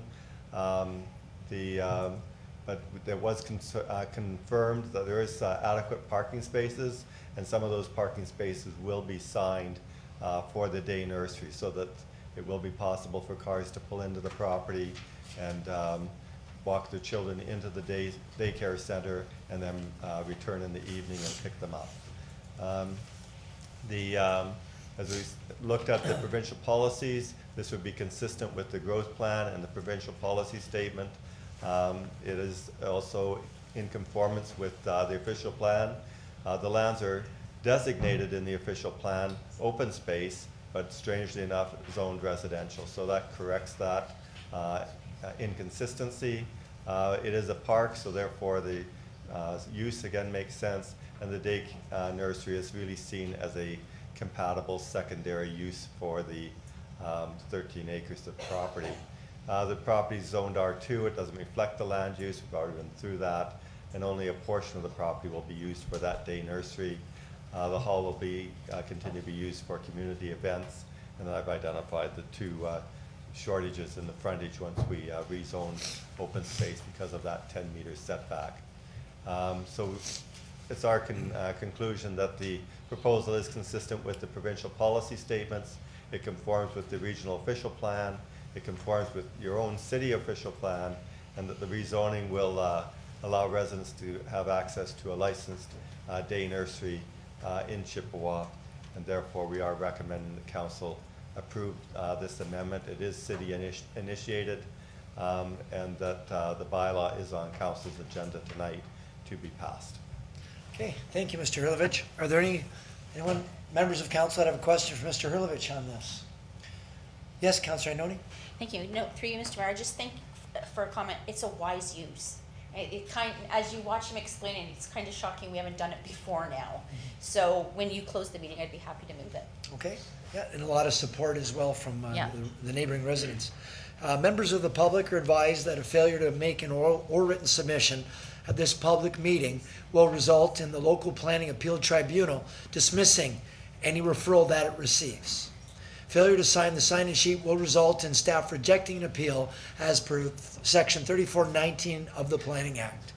Council will now hear from anyone who wishes to address the proposed bylaw amendment. Is there anyone here who wishes to address this? Okay, seeing none, the public meeting with respect to the proposed zoning bylaw amendment is now closed. And Councillor Ioannoni would like to make the motion of the recommendation. Yes, Move the go ahead. recommendations. Yep, to move the recommendation, seconded by Councillor Thompson. If there's no further discussion, I'll call the vote. All those in favor? Okay, and that's approved. Thank you for that. All right. Thank you for that. Okay, so we're now moving along to reports. We've already deferred the first one on the cannabis licensing. 8.2, moved by Councillor Kerrio, second by Councillor Pietrangelo, that we approve the Integrity Commissioner. All those in favor? Okay, and that's approved. Thank you. Item 8.3, the proposed council schedule. So moved, Your Okay, Worship. moved by Councillor Campbell, second by Councillor Lococo. All those in favor? Okay, and that's approved. Item 8.4, regarding city representative to the NPCA board. Looking for council's direction on this. It's been a very confusing situation because nobody seems to know how many members and who's allowed to appoint whom onto the board right now. Yes, Mr. CAO? Mr. Mayor, if I may, the recommendation is just to receive this report tonight. As council may be aware, at the regional council meeting, as the clerk has indicated, they put an interim board in place for 3 months. I'd suggest that council just receive this for information. Once the region decides how they're going to approach this, we can have another report come back within that 3-month period. Okay. Moved by Councillor Thompson, second by Councillor Lococo, that we receive the report. Sorry, I can't always see you guys behind the trees. Before we call the vote, yes, Councillor Your Campbell. Worship, I just realized I have to declare conflict of interest. My wife is on that list. Okay, all right, with the declared conflict from Councillor Campbell. Okay, so we'll call the vote. All those in favor? Okay, and that's approved. Thank you. Yes, Councillor. On that note, so I don't have to do it under new business, I know we have our council Christmas party after, so I'm not gonna bring up a long new business item, but I will say, I have multiple questions about the MPCA, Thundering Waters. We have people here who have written us letters in regards to the clear cutting in Thundering Waters and them intruding on the PSWs. I'm gonna bring it up at the next meeting because I think it's going to be timely. But I just wanted to let council know that. And I have a list of questions that I don't want it to kind of be a gotcha kind of meeting. And I will email it out to council and I will raise those questions at the next meeting so everybody knows what I'm gonna ask and where I'm getting that information from. Okay. So that will be timely next time so I don't have to do it under new business. Okay, thank you for that. Thank you for that. Yes, Councillor Thompson?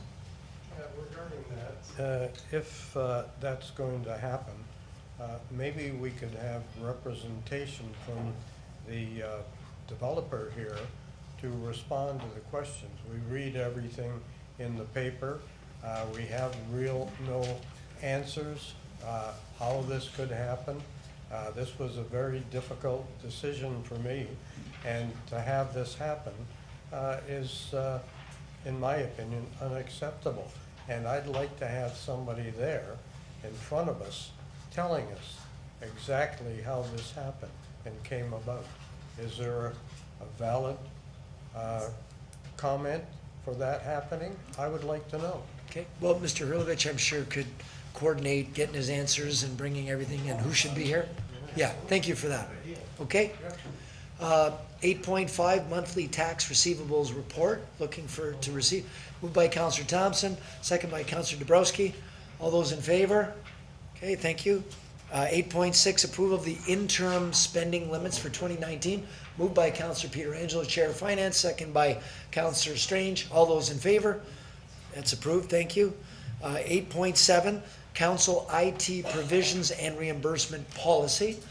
Moved by Councillor Thompson, second by Councillor Dabrowski. There's no debate. All those in favor? Okay, thank you. Item 8.8, naming and renaming of parks and streets report. Moved by Councillor Pietrangelo. No, I just want Oh. to give a couple of comments. Okay. Did you want to first, we'll get a motion, throw it on the floor. Moved by Councillor Campbell. Second, looking for a second from somebody. Seconded by Councillor Thompson. So we've got the motion moved and seconded. Now, Councillor Pietrangelo, if you'd like to address the report. Floor is yours. Yeah, thanks, Your Worship. I personally can't support the report. I mean, this was a motion that was passed unanimously by council, that these people be recognized through street names. And as I read the report, I understand that staff have given some reasons as to why we can't go ahead and do this. And I just want to say that I don't really agree with the reasons. You know, one of the reasons given was that people can mispronounce the name. That's true, and that's true of anything. I live on Cameron Court, and I've heard people refer to it as Cameroon. Another reason given is that there's an apostrophe in the name. So an easier fix would be to take the apostrophe out, and then that's an easy fix to it. And then you can go forward with the name. And then the last reason given is it says street names should not consist of more than one word. And I had a look at the most recent subdivisions that we've approved. And actually later on in the agenda, I think there's Tulip Tree Drive. That one has 2 names in it. Aside from Tulip Tree, there's Black Maple Drive. There's Sweet Chestnut Drive. There's White Pine Crescent. There's Blue Ash Lane. There's Sweet Birch Road. There's White Oak Avenue. There's Sawmill Drive. I think we get you where you're coming from. Green Vista Gate. So I guess if that's a policy, we're obviously not following it. Yeah. But in this case, we have to follow it. And that's what I have a problem with. So I'll be voting against the report. Okay, yes, Councillor. I too will be voting against the report. I can see them screwing up Ianoni Way.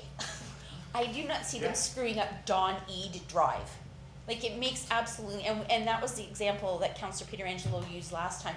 It's a simple 2 names. We have Sam Iyer Feedaway. It makes no sense that we can do that and we can't do this. So I'll be voting against the report too. And if the report is voted down, I'm gonna make a motion for those names to be added into our street list. Okay, do we have any other comments or questions about the report? No? Okay, well, we do have a motion by Councillor Campbell, seconded by Councillor Thompson to receive the report. Call the vote. All those in favor? Opposed? Okay, so that fails.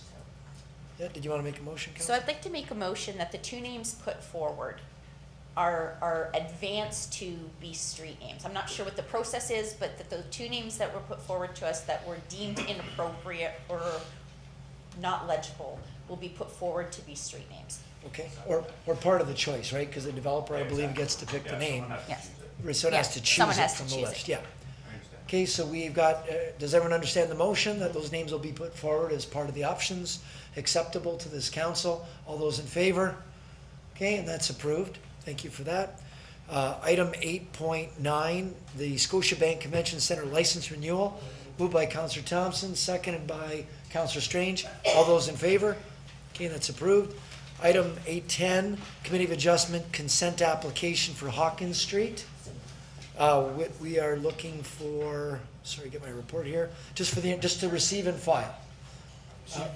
Yeah, moved by Councillor Carrio, second by Councillor Campbell. All those in favor? Okay, and that's approved. Thank you. Item 8.11, the lease agreement renewal with the Portage Holding Stanford Medical Clinic. The recommendation is that we do authorize it. That's a staff recommendation. Moved by Councillor Carrio, second by Councillor Dabrowski. All those in favor? Okay, and that's approved. Thank you. Item, 8.12, Fireman's Park Improvement Budget Request. Moved by Councillor Pietrangelo, seconded by Councillor Strange. All those in favor? Okay, and that's approved. Thank you. Item 8.13, License Renewal Amendment Agreement with the District School Board of Niagara for Princess Margaret School.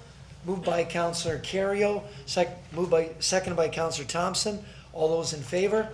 Okay, and that's approved. Thank you. Item 8.14, Program Extension for the Downtown and Historic Drummondville and Citywide Community Improvement Plans. Moved by Councillor Pietrangelo, seconded by Councillor Carrio. All those in favor? Okay, and that's approved. Thank you. Item 8.15, Draft Plan of Vacant Land Condo Modification, ironically for Tulip Tree Drive. That's moved by Councillor Thompson, seconded by Councillor Dabrowski. All those in favor? Okay, and that's approved. Item 8.16, the Seniors Advisory Committee Recommendation. Moved by Councillor Pietrangelo, seconded by Councillor Iannoni. All those in favor? Garrison, can sadly be on that soon. I was gonna make Councillor Thompson the chair. Okay. Moving along. Item 8.17, regulatory sign installation in new subdivisions. Moved by Councillor Pietrangelo, seconded by Councillor Campbell. All those in favor? Okay, and that's approved. Thank you. Item 8.18, Front Street Parking Review, recommendation from staff. Moved by Councillor Pietrangelo, seconded by Councillor Carrio. All those in favor? And that's approved. Thank you. Item 8.19, Kaler Road between McLeod and Buckeye Crescent Parking and Traffic Bylaw. Moved by Councillor Pietrangelo, seconded by Councillor Strange. All those in favor? Okay, that's approved. Thank you. Item 8.20, Disabled Warning Sign. That's moved by Councillor Strange, seconded by Councillor Iannoni. All those in favor? That's approved. And by the way, I did get confirmation today. They do check every year to make sure that someone still does live in that neighborhood. We don't put a disabled sign up forever, and then we'll have them all over the city if we didn't double check. Item 8.21, Bus Terminal Lease Agreement.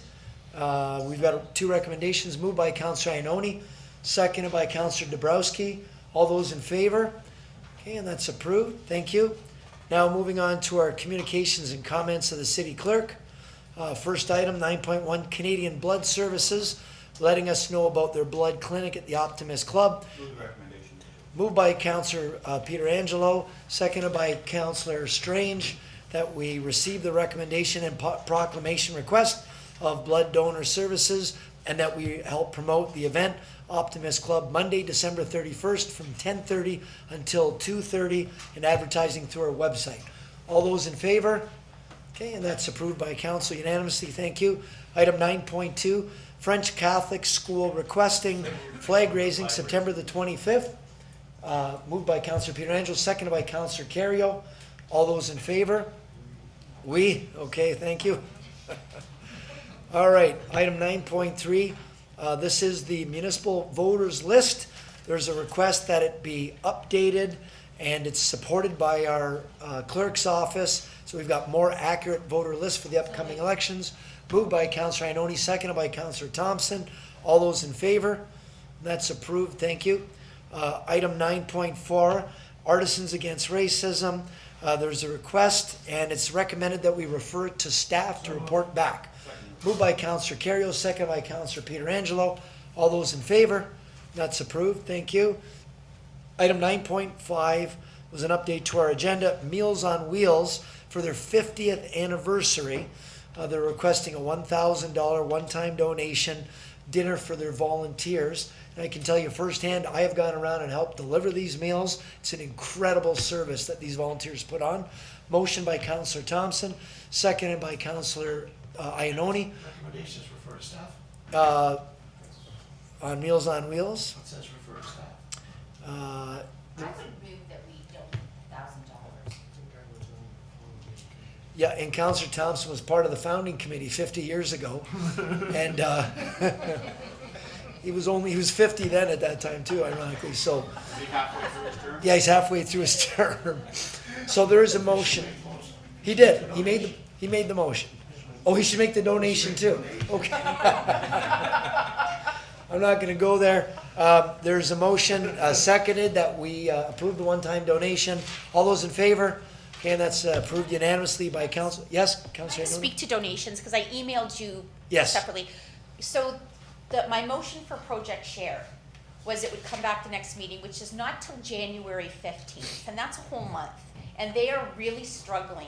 Is there a motion I can make, maybe through you to Mr. Todd, or the clerk, is there a motion I could make that if they speak to Project Share and they agree the need is there, we can approve him up to $20,000 so that we don't have to wait to the next meeting? Can we be vote polled? Like, is there a way to do it so that it's not the end of February, the end of January? Because they need a full-time staff now.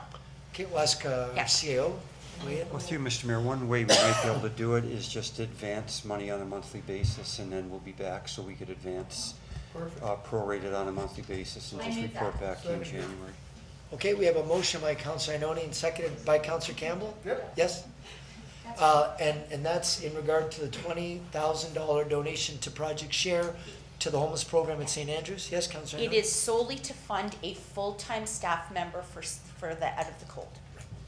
Okay, is there any questions of council? And so it'd be on a prorated basis, so it wouldn't be all up front. It's a good suggestion by the CAO. We'll call the vote. All those in favor? Okay, and that's approved unanimously. Thank you. Item 9.6, City of St. Catharines had a request regarding appointment to the Conservation Authority. Mind you, that's a moot point. The vote already took place last Thursday, so may we receive it. Moved by Councillor Thompson that we receive. Second by Councillor Strange that we receive and file. All those in favor? Okay, approved, thank you. Item 9.7, Thundering Waters. Yes, Councillor Iannoni? So the motion, my comments earlier that I will be emailing council my questions in regards to the Auditor General's report, the MPCA, and Thundering Waters. I really thought Councillor Thompson's request to have the developer here is fantastic. Maybe we need that just to be a topic for that evening, because the same people are will have the same concerns then as they have now. And if we're going to talk on the issue, maybe everything can be focused into that night. Does that sound? Well, it'd be nice to get all the answers to Yeah. all the questions. I know there's lots of questions, and it gives us time to do that. Okay. Yes, Councillor Pietrangelo. Thanks, Your Worship. And just to that point, I think it would be prudent of us to invite the MPCA as well. I remember reading an email from Mr. Hurlovich saying that the permission was granted by the MPCA, and then whatever happened after the cutting, it was said, well, that's not what I had meant. Now, I don't know who's to blame or who's not to blame, but it'd be nice to have both sides here so that we can get a better understanding. Yeah, so we'll extend that through, Mr. CAO. Mr. Mayor, if I may, if Councillor Iannoni could get the questions, her questions and any other questions that she may have to council and staff early, we can then at least get some answers and stuff prepared for council for that night. No, absolutely. Yeah. But what I'm saying is we've got 4 correspondents pretty much on the same issue. And if I'm going to raise it at the next meeting, because I really do think it's timely, and we're going to continue to get communications because people are really concerned about it, maybe that should just be a topic. so under our agenda, Thundering Waters, Auditor General's report, everything encompassed in one thing. Okay.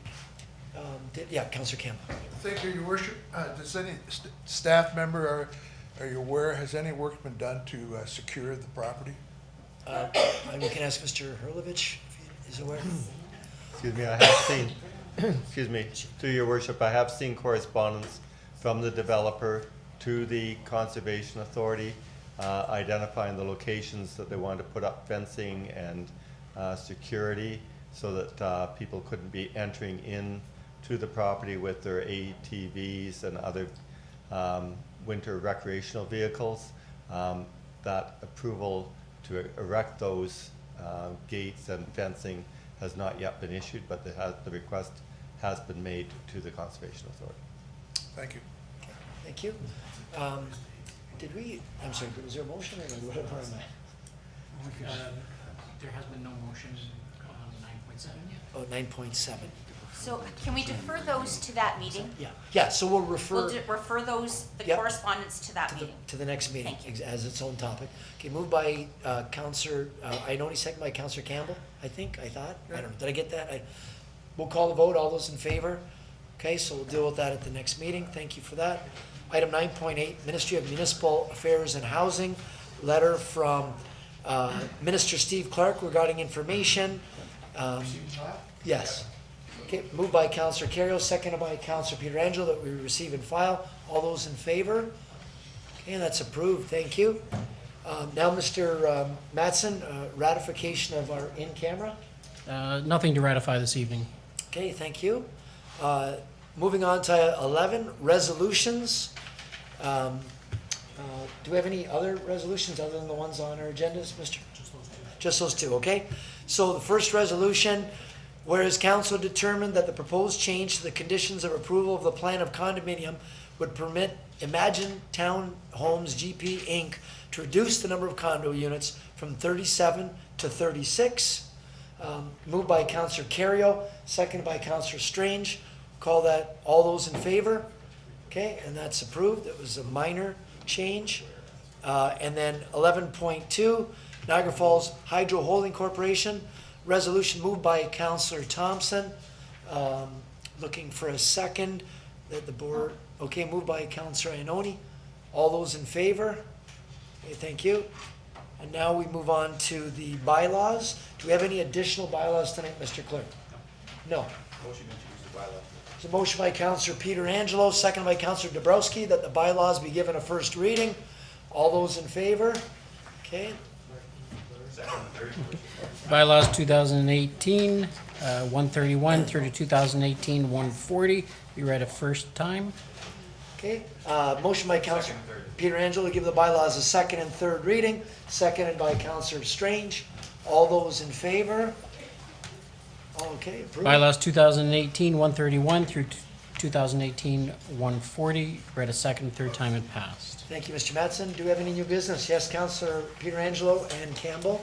Yeah, very quickly, Your Worship. A couple of years ago, we passed a sport tourism grant where we gave organizations back money if they were to bring business to the city of Niagara Falls. So we've been doing that for a few years now, and it works quite well. This year, and I was told, and I guess it would be my question to staff, did the fund run out of money? Okay, I'll let staff answer that first, Yeah, and then I have thank a couple you. comments after that. Councillor, I don't know if Ms. Moldenhauer or it'd be Ms. Clark that could answer that question. Kathy, okay, Ms. Moldenhauer, Sport Tourism Fund, did it run out of money or is it, what's the status? The Sports Tourism Fund is almost at its maximum for the year. And each year, we budget approximately $20,000, and we're almost at that maximum. Yeah, Councillor Pietrangelo? Okay, and I was just told by someone that we were already out of money. That's what they've been told. So I just wanted to ask, what happens if the city does run out of money in the fund? Do we then tell people who had their event in December, well, I can't give you anything, maybe have it in January next year? Or do we find money from somewhere else so that we treat everyone fairly? That's my question. Yeah, good question. Yeah, Ms. Moldenhauer? The groups are informed that we do have limited funds throughout the year. And unfortunately, the events that do come at the end of the year, sometimes there is funding for them, sometimes there is not. On occasion, we will speak to finance staff to find out if there are additional funds to cover it. It really depends on the amount of dollars that we're talking about. Councillor? Then in that case, Your Worship, I would simply ask that council be updated if we do run out of funds and what the amount was that we were short so that we can make a decision of whether or not we're going to fund it after. Okay. Okay? Do I need Motion to by make a Councillor, motion? Okay. Councillor Pietrangelo, second by Councillor Strange, that council be notified, I guess, when we're approaching our maximum, and then be given the options. Okay? Everyone understands the motion? All those in favor? Okay, that's unanimous. Thank you for that. Anything else, Councillor? Wow. All right, Councillor Campbell. Thank you, Your Worship. This kind of ties in with the presentations tonight. I've had previous discussion with staff members. This is just a motion that I'm looking for. Actually, there's two. That staff be directed to investigate the process whereby those less fortunate in our community can obtain a pass that would allow them the use of bus service at no cost above and beyond what presently exists. That's my first motion. If you want to have discussion on it, it's just, I'm trying to move this on to staff and they want me Yeah. to. No, that's, so everyone understands what Councillor Campbell's asking for us to investigate staff, the cost of offering bus passes to those that can't afford it. So staff report, moved by Councillor Campbell, seconded by Councillor Ioannoni. We'll call the vote. All those in favor? Okay, and that's unanimous. And second to that, I talked with staff, that staff be directed to investigate a process whereby those less fortunate in our community can be made aware of programs, classes, and services available in our community that they can participate in. Okay. It's a specific direction to those individuals. It's I can see it part of the big picture. Okay, so that's a referral to staff to come For the back. staff about the programs that are available. Yep, okay, moved by Councillor Campbell, second by Councillor Ioannoni. Any questions to the motion? We'll call the vote then. All those in favor? Okay, and that's approved. Thank you for that, Councillor. Councillor Strange? Yes, Mr. Mayor. This is our last meeting before the holidays, so first of all, wish everyone a Merry Christmas. And then on another point, we're continuing our third annual toy drive for Dalton Jakes. He was a Welland teen a few years ago who was diagnosed with osteosarcoma in his leg. They actually ended up saving his leg and took a bone out of his leg and saved his leg, but unfortunately he went into remission, but unfortunately right after that it spread to his jaw, and became really good friends with him. He was a great kid, and he was one of our heroes. And shortly before the Christmas, before he actually passed away, we know he was in palliative care. He was staying at Ron McDonald House. He was actually in McMaster Children's Hospital for most of the time. So we wanted to give him kind of a wish, what he wanted for Christmas. Well, what he wanted was to give gifts for all the kids at McMaster Children's Hospital and Ron McDonald House, as they were forced to stay there during the holidays, and to their families as well. Even though some of these children are forced and they're ill, their families are there too. Their moms are staying in cots right beside McMaster Children's Hospital because they have to be. They can't be alone at any time. And their families are at Ron McDonald's, their brothers and sisters. And so during Christmas, even though Ron McDonald's is an amazing place, they're forced to stay there, which is a great place, but they'd like to be out and, celebrating Christmas. So we would like to, shortly after Dalton, we did that wish for him. Dalton passed away a few months later. So we're continuing Dalton's wish, and this is our third year in a row. And Boston Pizza on Morrison and Dorchester with Rob Phillips is helping out. So we can, if anyone is interested in dropping off gifts or toys, unwrapped toys, gift cards, any ranging from 0 infants to 18. And we'd love to help these children. So we're going to deliver them on December 17th. You can come to Boston Pizza on Dorchester and drop them off between 5 and 8. I don't know if we can put that in our newsletter too. I don't think we need to make a motion for that. Yeah, we'll make And, that part of the motion. I know, on the website, and I know, the engineer department here, they always, Sherry Armstrong always gets gifts, and our own Teresa Favreau from the clerk's office has really helped out, and she's stepping up and going to help out as well and try to send it out to some of the city workers who'd like to drop off any toys or gift cards to some of these kids and their families. Some of these families are forced to stay there during Christmas, so any way they can just go out to a Boston Pizza's, which is right beside Ronald McDonald House, or a couple of different restaurants where they can maybe have a dinner other than going to Ronald McDonald's and having food there. So I love, thank you very much, Teresa, for doing that and stepping up. And if we can get the word out, and we're going to deliver these presents on December 18th, which will be next Tuesday, and we're getting a load, hopefully, of tons of presents and gifts and gift cards to these kids and their families, to Ronald McDonald's, McMaster Children's Hospital, and love all the support we can get.